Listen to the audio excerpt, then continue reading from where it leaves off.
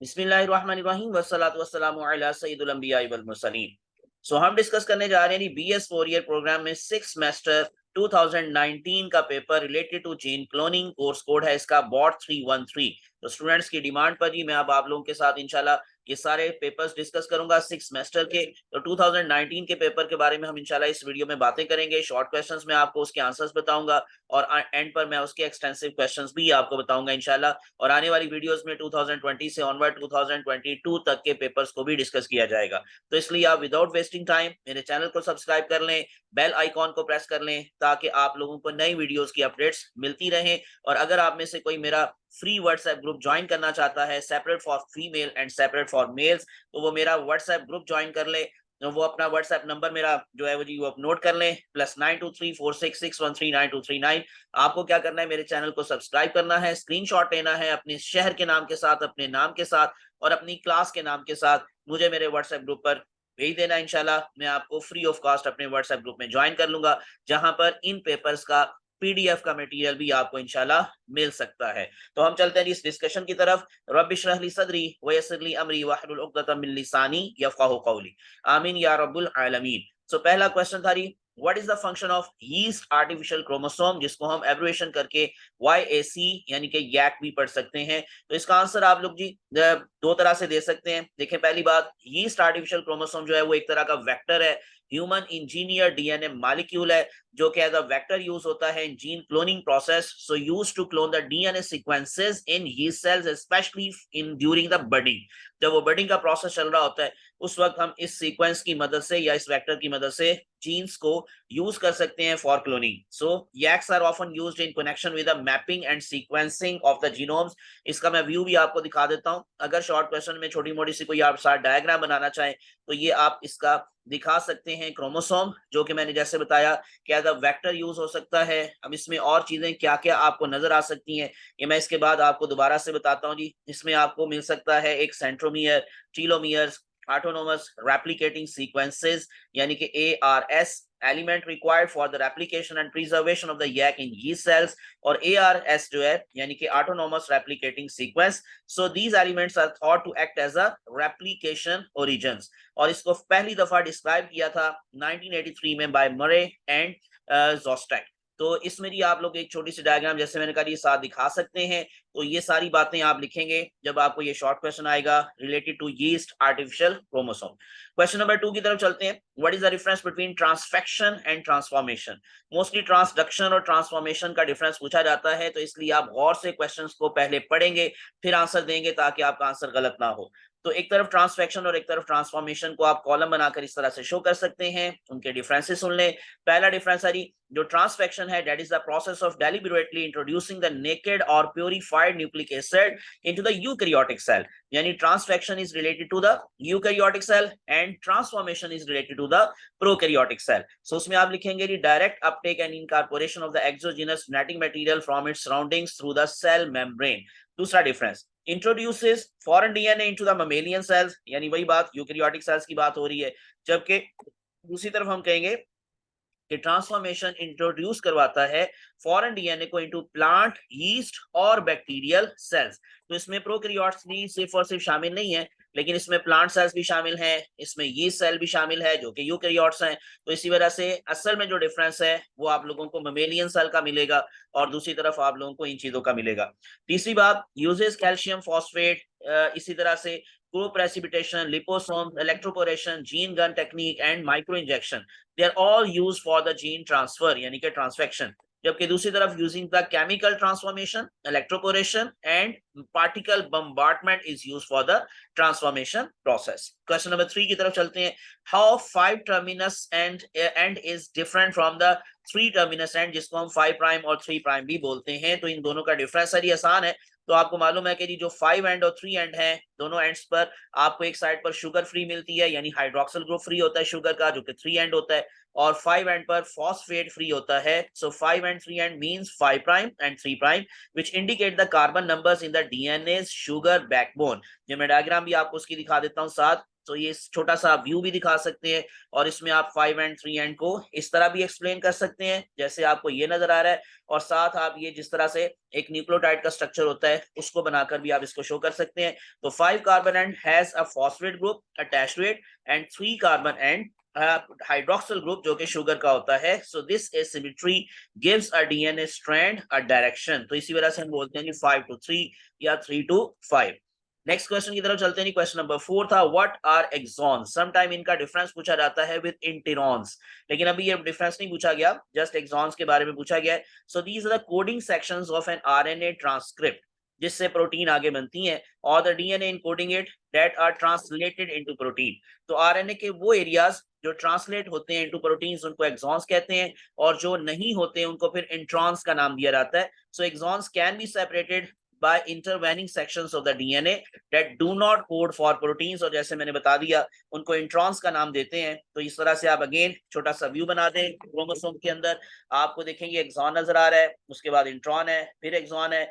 So exons are the protein coding parts of the RNA जो है जी आप लोगों को मिलेगा, and that are translated in the regions of the messenger RNA and sometimes some non coding RNA sequence भी आपको इसमें दिखाई दे सकते हैं। नेक्स्ट क्वेश्चन नंबर 5 था, explain the purpose of western transfer. Southern blotting, western blotting, इस तरह से जो आप वर्ड पढ़ते हैं तो उसमें वेस्टर्न ब्लॉटिंग या वेस्टर्न ट्रांसफर किसको कहते हैं? It is a laboratory technique used to detect a specific protein in a blood or tissue sample. तो ये प्रोटीन को डिटेक्ट करने के लिए मेथड यूज होता है। The method involves using the gel electrophoresis to separate the samples proteins. The separated proteins are transferred out of the gel to the surface of a membrane. दूसरी बात इसके बारे में आप लोग क्या बताएंगे कि western blotting is used to verify the presence of a particular protein, जो कि क्वालिटेटिव टेस्ट में आता है। It can also be used to the quantity the amount of the protein of interest in a solution. So it can be used to detect any protein of the interest provided that an antibody raised against the protein of the interest is available. Next question number 6 की तरफ चलेंगे। Give the significance of lambda vector in gene cloning. You know molecular carriers में lambda phage vector भी use होते हैं, plasmids भी use होते हैं, समटाइम इन दोनों का डिफरेंस पूछा जाता है। अभी पूछा गया है लैम्डा वेक्टर के बारे में, तो हम कहेंगे कि lambda vectors are one of the most powerful and popular tools for the molecular cloning. So following are the reasons that contribute to it. Availability of a wide range of lambda vectors, ये उसको importance बताते हैं, यानी उसकी importance में ये चीज आप लिख सकते हैं।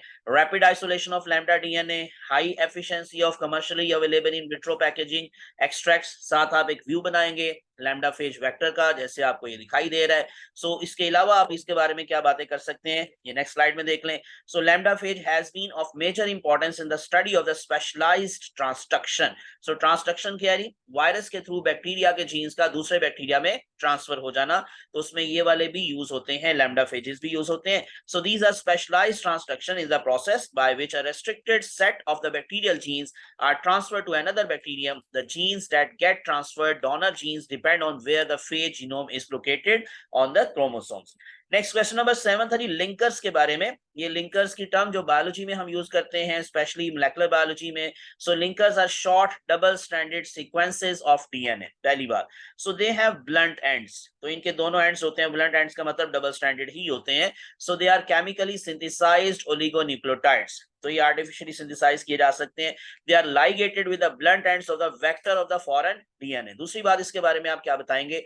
The linkers are used to ligate the DNA molecules that have blunt ends to the vectors, जैसे कि पहले पॉइंट्स में मैंने आपको बताया। So it contains one or more internal restriction sites. So these restriction sites work as the recognition sites for the restriction enzymes. And after ligation, DNA is restricted again with restriction enzymes to produce the cohesive ends. Next, question number 8. What is restriction map? अब restriction map क्या होता है? It is a method used to map an unknown segment of DNA by breaking it into pieces and then identifying the locations of the breakpoints. साथ जरा view देख लें तो ये जैसे आपको नजर दिखाई दे रहा है, ये अननोन सीक्वेंसेस ऑफ डीएनए को आइडेंटिफाई करने के लिए हम उसको रेस्ट्रिक्शन एंजाइम्स के थ्रू पहले काटते हैं, जैसे कि आपको बताया गया। So this method relies upon the use of proteins called restriction enzymes which can cut or digest DNA molecules at short specific sequences, और उनको हम restriction sites का नाम देंगे. So next एक और point इसके बारे में आप बताएंगे कि in molecular biology restriction maps are used as a reference to engineer plasmids or other relatively short pieces of DNA, and sometimes for longer genomic DNA. So there are other ways of mapping features on the DNA for longer length DNA molecules, such as mapping by the transduction.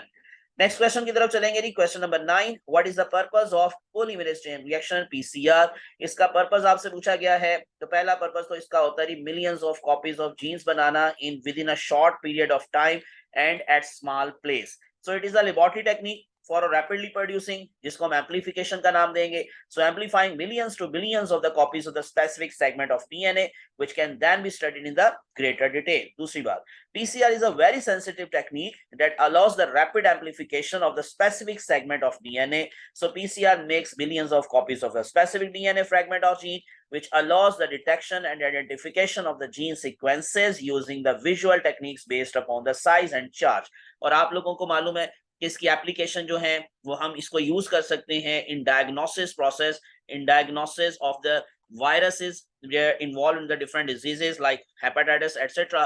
और इसके अलावा जो forensic laboratories हैं वहां पर criminals को पकड़ने के लिए अब जो मेथड यूज होता है वो डीएनए फिंगरप्रिंटिंग है, लेकिन उसमें पीसीआर का रोल क्या होता है कि जो भी डीएनए हमें सैंपल वहां से मिलता है हम उसको एम्पलीफाई कर लेते हैं पहले, और उसके बाद फिर उसकी एनालिसिस करते हैं. ये भी बातें आप बीच में ऐड करके लिख सकते थे. लास्ट शॉर्ट क्वेश्चन था, what are the advantages of high copy number of plasmid gene colony. तो पहली बात तो ये जो प्लाज्मिड नंबर है यानी किसी भी बैक्टीरियल सेल का प्लाज्मिड नंबर के कितने प्लाज्मिड्स उसके पास एक वक्त में मौजूद हो सकते हैं. So an advantage of the high plasmid copy number is the greater stability of the plasmid when random partitioning, that is partitioning of the plasmids into the daughter cells, कि जब वो जाएंगे डॉटर सेल्स के अंदर randomly जाएंगे तो अगर copy number ज्यादा होगा तो डेफिनेटली हर एक सेल को आगे फर्दर उसकी कॉपीज मिलेंगी. सो अगर that cell division however a high number of plasmids, उसका एक छोटा सा डिसएडवांटेज है वो क्या है, can also result in lower shield. तो ये मेरी बात शॉर्ट क्वेश्चंस के बारे में. लास्ट पर चलते हैं एक्सटेंसिव क्वेश्चंस की तरफ जो पूछे गए थे 2019 के पेपर में. पहला क्वेश्चन क्या था, हर क्वेश्चन 5 मार्क्स का पूछा गया था. 6 टोटल क्वेश्चन पूछे गए थे, कोई पार्ट्स नहीं थे, यानी कि ये 6 के 6 आपने करने थे. सो पहला क्वेश्चन था what do you know about the role of vectors in gene cloning.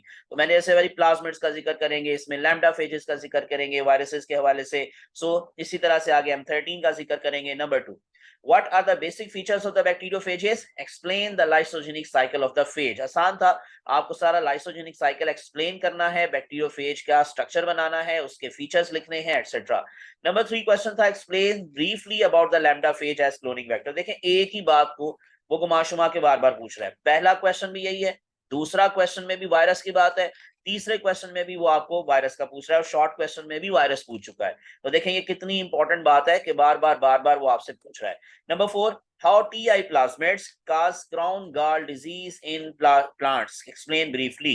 तो ये भी क्वेश्चन एक तरह से वेक्टर्स के बारे में ही आ गया, यानी प्लाज्मिड्स की ही बात आपसे दोबारा से पूछ ली गई टीआई प्लाज्मिड्स के हवाले से. Number 5, right a note on PCR. PCR बहुत इंपॉर्टेंट टॉपिक है, तकरीबन हर पेपर में आया हुआ है, इसलिए आप इसको मस्ट याद करेंगे, इसकी एप्लीकेशंस, इसका सारा मेथड, मैकेनिज्म एटसेट्रा. और लास्ट क्वेश्चन जो पूछा गया था 2019 में वो था explain the role of gene cloning in agriculture. Sometime medicine का पूछा जाता है, समटाइम एग्रीकल्चर का, समटाइम दोनों का पूछ लिया जाता है.